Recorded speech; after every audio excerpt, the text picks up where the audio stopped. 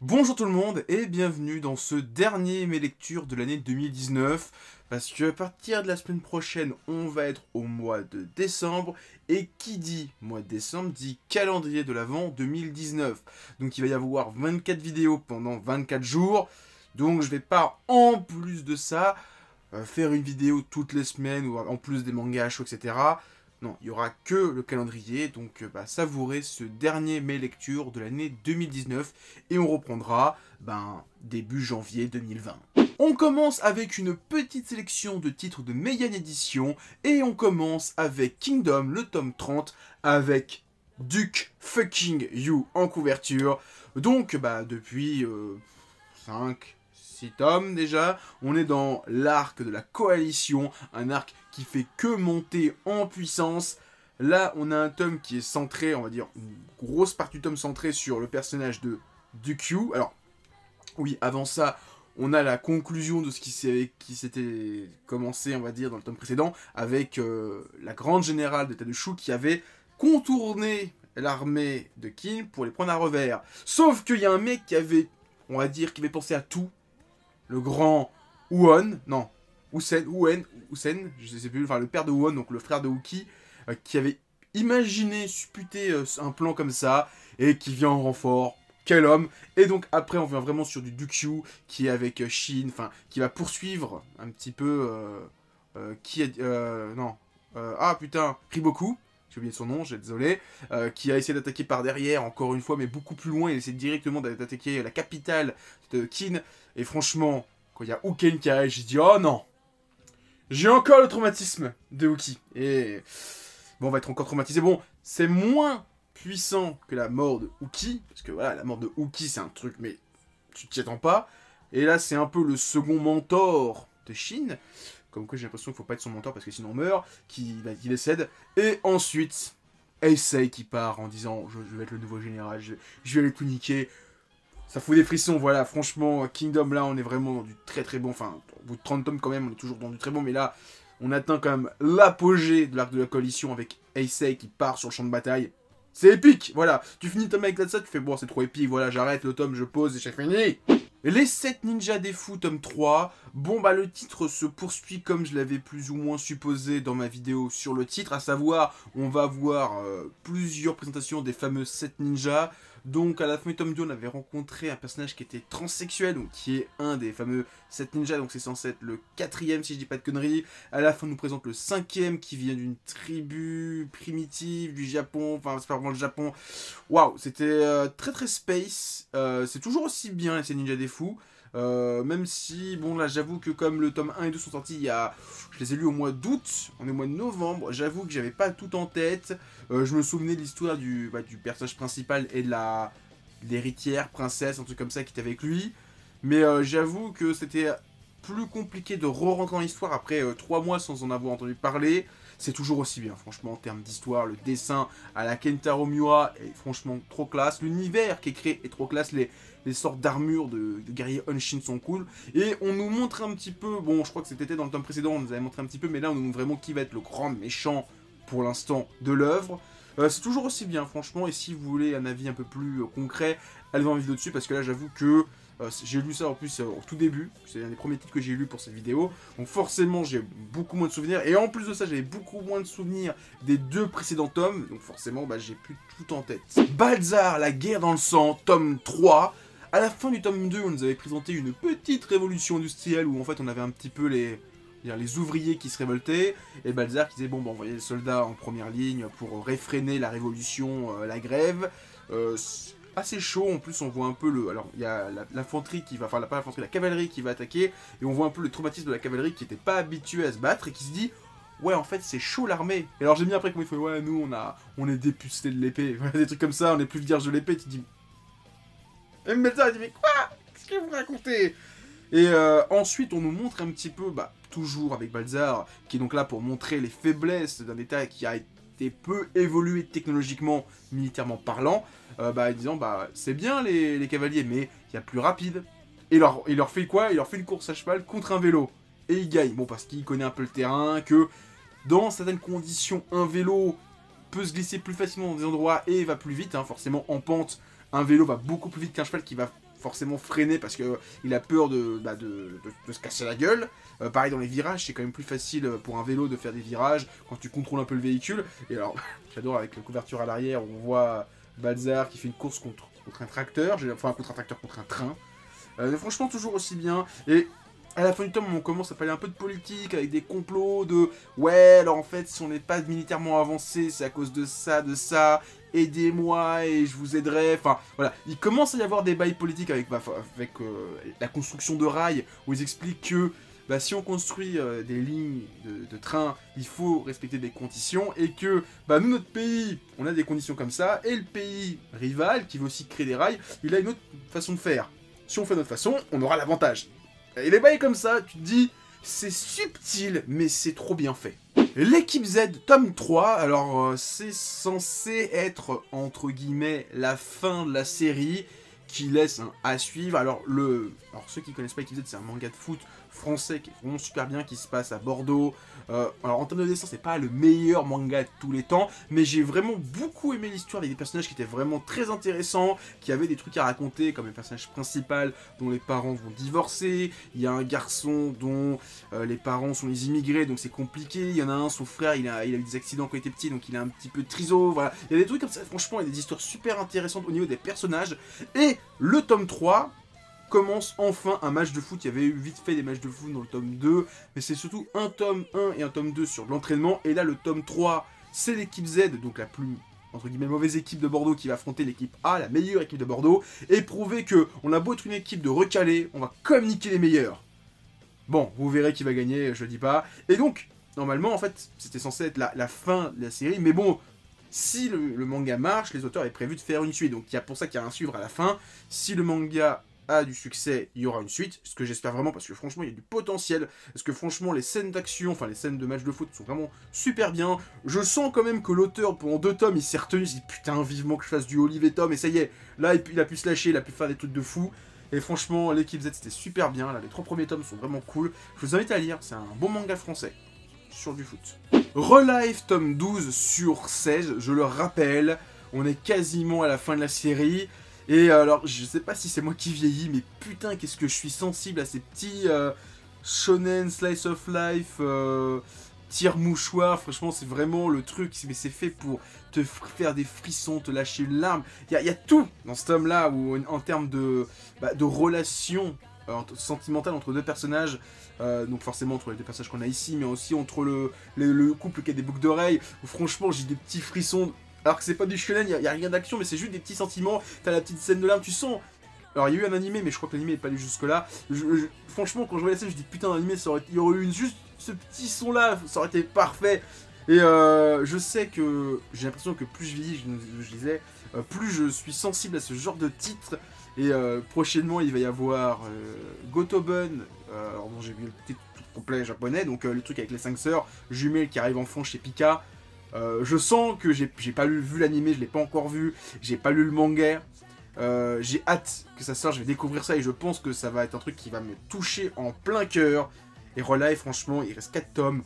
Je sens que je vais exploser intérieurement dans les prochains tomes parce que il y a tellement cette puissance entre les personnages en termes de relations qu'on a développé pendant 11 tomes, enfin même pendant 12 tomes, qui commence. Vraiment, là, on arrive à la cocotte minute qui va exploser parce que là, il y a les relations qui commencent à dire là, il reste 4 tomes, faut vraiment qu'on se fasse un bisou. C'est trop bien. Franchement, Relive, j'adore. Last Man, tome 12.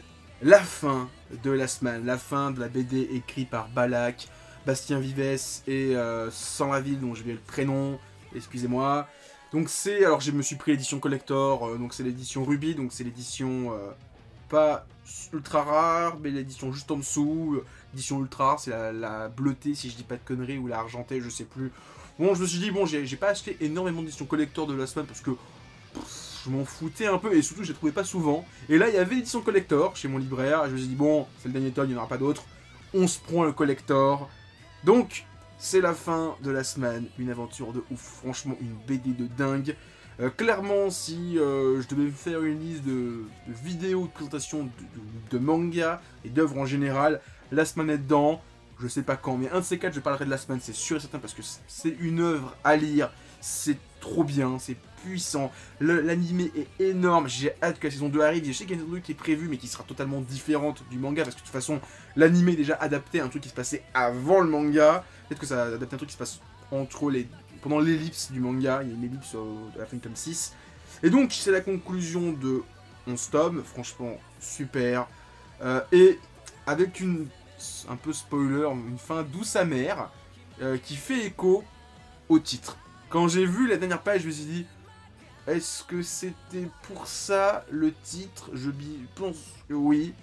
Et j'étais à la fois content parce que les personnages ont atteint leur objectif, mais en même temps hyper triste parce que je me dis, bah je reverrai jamais Richard, Tommy Katana, Adrien, etc., etc. Tous ces personnages-là que j'ai appris à découvrir et à apprécier pendant 11 tomes, enfin 12 maintenant, ben c'est terminé, leur histoire s'arrête là. J'espère qu'on aura des spin-offs qui vont raconter des trucs qui se passent après, avant, pendant, parce qu'il y a des trucs à raconter encore dans l'univers de Last Man, notamment il y a plein de spin-offs qui sont prévus, enfin il y en a eu un sur Ash, j'espère qu'il y en aura d'autres sur d'autres personnages, genre par exemple Tommy Katana en tant que mère, ses réformes, tout ça, ça pourrait être intéressant. Voilà, Last Man, si vous ne connaissez pas, putain, allez lire le manga, ou la BD, je sais pas comment on peut... Moi, pour moi c'est un manga, donc il dit que c'est une BD. Franchement, une super œuvre. Alors, tant qu'à parler de fin, autant parler aussi de la fin de Scott Pilgrim. Donc, c'est le 3e et dernier tome de cette édition intégrale, en couleur. Alors, je me suis rendu compte en lisant le tome que j'avais jamais lu la fin de Scott Pilgrim. Alors, j'ai vu la fin dans le film, et je pense que j'avais un pote qui me prêtait les tomes quand c'était encore en noir et blanc, en petit format. Il m'avait passé au moins les 4-5 premiers, mais en fait, je me rends compte en lisant ce gros tome, que j'ai jamais lu la fin de Scott Pilgrim, donc je l'ai découvert avec ce tome. Scott Pilgrim, c'est pareil, c'est comme Last Man, c'est une super œuvre à lire, à découvrir, c'est génial, franchement cette édition est énorme, franchement le e-comics a fait un super boulot, c'est pareil, c'est un truc que j'aimerais bien un jour en parler, parce que c'est une œuvre de dingue, graphiquement, en termes d'univers, tout ce qu'a créé l'auteur, c'est un truc de fou furieux à lire. Cette édition à 3 fois 25 €, donc pour 75 €, vous avez quand même une belle série de 3 tomes. Scott Pilgrim, franchement, en plus, la couverture, je la trouve magnifique. J'adore. Scott Pilgrim, c'est super œuvre à lire. Franchement, si vous ne connaissez pas, tentez le tome 1. Et franchement, tentez peut-être déjà le film, parce que le film adapte quand même plutôt bien les 3 tomes. Et si vous kiffez le film, l'univers, lisez le comics. Le comics, il est génialissime.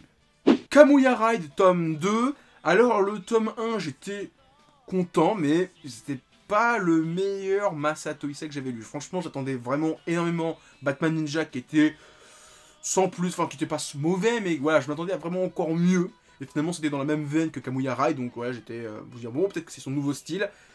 Et le tome 2, franchement, bah je sais pas, qui s'est sorti du cul, mais je l'ai trouvé quand même bien plus... Bah, bien mieux en fait que le tome 1, je sais pas, en termes d'histoire, en termes d'action, en termes de rythme, franchement c'était beaucoup plus rythmé que le tome 1, qui était aussi là pour poser les bases, poser plein de choses, mais en même temps, Kamuya Ride, je l'ai lu, et un petit peu après m'être relu Area 51, enfin quelques temps après m'avoir lu ce titre, et avec le chapitre 1, le tome 1 qui démarre sur les chapeaux de roue, Kamuya Ride est quand même beaucoup plus timide à ce niveau-là en termes de démarrage, le tome 2...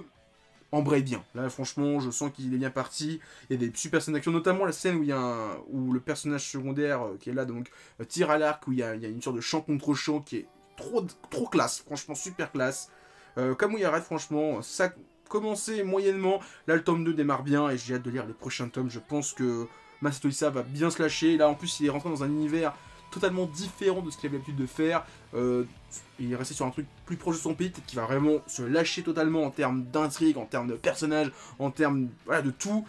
J'ai hâte de lire la suite, franchement, et si vous connaissez pas Masato Issa, lisez Area 51. Très clairement, c'est son meilleur titre à ce jour, en espérant que Kamuya Ride le dépasse, même si... Alors, je le souhaite que ça soit encore mieux que son précédent titre, mais Area 51 est tellement haut niveau, je sais pas comment il va faire. Il peut, hein, mais je sais pas comment il va faire. En tout cas, Masato Issa, un auteur à découvrir, franchement, si vous ne connaissez pas, intéressez-vous. 9, tome 2, et j'ai un peu le sourire à lèvres parce que bah, j'avais plus ou moins suggéré des choses dans ma vidéo sur le tome 1 en me disant, bon, je suppose qu'il va y avoir ça, ben dès le tome 2, ça se réalise. Le fait que 9 monte en puissance, alors j'attendais vraiment une sorte d'ellipse où on verrait le personnage plus pré-ado, vers la quinzaine, en mode High Führer, je suis le plus dangereux. Dès le tome 2, il y a un soldat nazi qui passe devant lui, il dit Hi Hitler, l'autre il se me regarde à vous, il fait Hi Hitler. J'ai fait waouh, j'ai eu un frisson, ça m'a fait peur. Je me dis putain, il a 9 ans, il dit au soldat garde à vous, l'autre il s'exécute, et l'autre il dit waouh, j'ai cru que c'était Hitler qui me disait ça, j'ai fait waouh. Et là ils expliquent qu'il y a vraiment pourquoi ils ont fait des enfants, Hitler a eu des enfants avec des. Comment ils ont fait, pourquoi ils ont fait des enfants à Hitler, pourquoi ils sont aussi. Ils les suppriment, parce qu'il y a une raison, et en fait il y a vraiment une sorte de pouvoir derrière ça, ça s'appelle ça la synchronisation. Franchement, ça annonce que du bien. On a aussi le personnage de Théo, donc le garde du corps de Neun, qui est développé, qui a un flashback avec le docteur, je sais plus comment il s'appelle, le docteur Yu. Voilà, franchement, super glauque, l'histoire, c'est un malade mental. En plus, c'est un malade mental, c'est totalement cliché, et ça fait vraiment, comme je disais dans ma vidéo, manga chou là-dessus, c'est totalement du Tarantino avec des personnages. T'as un docteur qui trucide des gens, qui est à moitié cannibale. C'est tellement débile, mais ça marche avec moi. Et le style de l'auteur fonctionne du feu de Dieu. Voilà, j'ai que ça à dire. Inomaru Sumo, tome 17. Alors, je crois que j'ai lu dans ma vidéo précédente où je parlais d'Inomaru Sumo. Le manga est terminé au Japon au tome 26 ou 28, enfin dans ces eaux-là.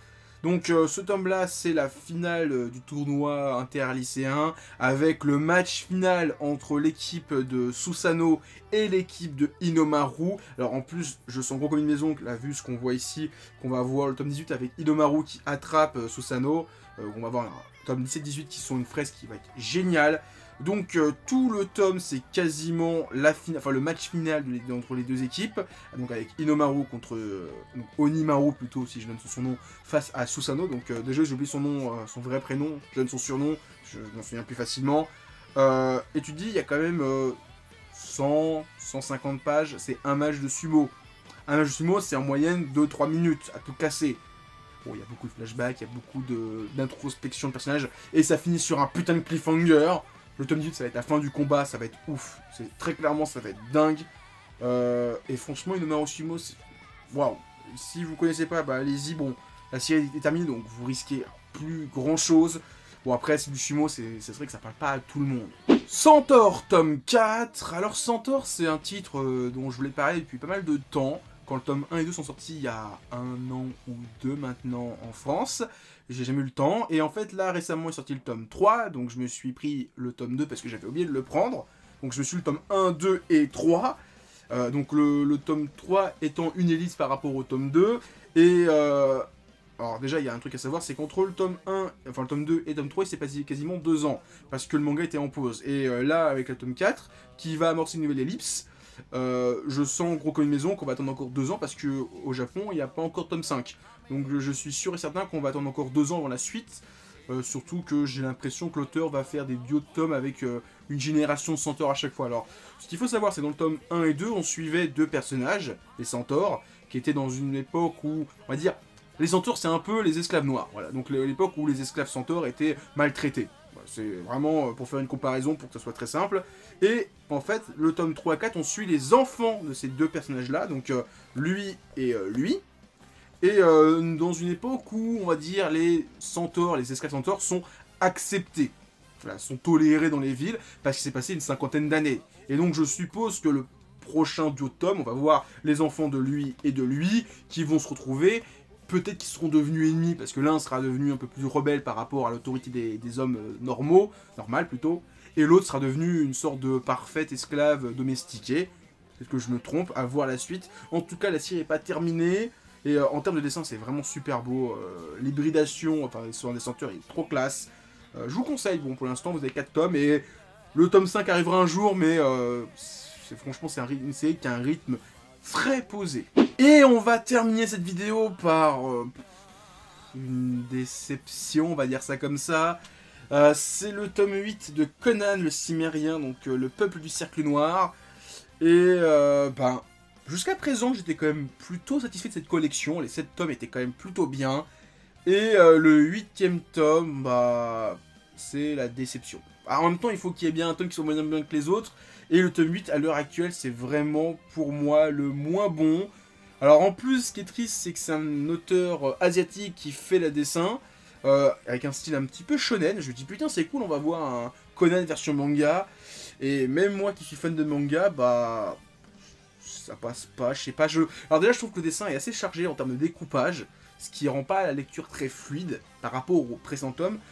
En plus, je trouve que le style du Conan en termes de look, d'apparence, on dirait un héros de Prince of Persia. Surtout qu'en plus l'univers aide pas, on est vraiment dans un univers très perse, avec des personnages très, on va dire, maghrébiens, on va dire Moyen-Orient, des trucs comme ça, le nord de l'Afrique, le Moyen-Orient. Le look, ça aide pas. Et en plus, l'histoire, je suis clairement pas rentré dedans. C'est vraiment l'histoire de Conan que j'ai le moins apprécié. Alors peut-être que je l'ai lu un peu rapidement, que j'étais pas dans le bon mood. Je vais peut-être le relire et peut-être que je vais changer d'avis. Mais à l'heure actuelle, c'est clairement pas mon dessin de Conan préféré et mon histoire de Conan préférée. Voilà, donc c'est le plus mauvais titre à l'heure actuelle. À voir. Jusqu'à présent, c'était quand même un sans faute. Le 8e tome était un peu moins bon. Enfin, voilà, moins bon que les autres. Après, je suppose que les autres vont être très bons aussi. Donc voilà. C'est un peu la déception de Conan le Cimmérien, mais je vous invite quand même à découvrir cette collection où on a à chaque fois un duo d'auteurs ou un auteur tout seul qui va adapter une œuvre de Robert Howard, donc l'auteur de Conan, donc il va adapter une œuvre de Conan le Barbare, enfin Conan le Cimmérien. C'est super intéressant, moi ça m'a donné envie de découvrir les nouvelles de Howard, et j'ai lu quasiment toutes les nouvelles qui adaptaient les 6 premiers tomes, donc il me reste encore 2 à lire pour être à jour par rapport au PD de Glénat. Et jusqu'à présent, j'ai pas été déçu. Toutes les nouvelles de Howard étaient super bien. Et après, j'ai relu la BD, j'ai dit waouh, ça adapte super bien la nouvelle. Donc, je vais peut-être me relire, enfin, lire la nouvelle et après relire la BD, peut-être que je changerai d'avis.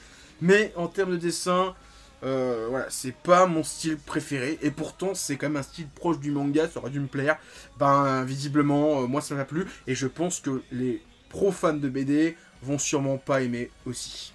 Donc voilà, c'était ma dernière vidéo, mes lectures. Je vous dis, pour ceux qui regardent que ce genre de vidéo, à l'année prochaine pour les nouveaux mes lectures au mois de janvier 2020. Je vous conseille quand même d'aller voir mon calendrier de l'Avent qui va être sur des films d'animation. Donc il y aura 24 vidéos, 24 films d'animation de 24 réalisateurs différents. Donc de quoi vous faire découvrir plein de petits films plutôt méconnus. Et on va se quitter là, donc likez, partagez, commentez la vidéo, et en description, comme d'hab, il y a mon Twitter, mon Instagram et mon Discord. Moi je vous dis à plus, continuez à lire plein de mangas. Allez, ciao tout le monde.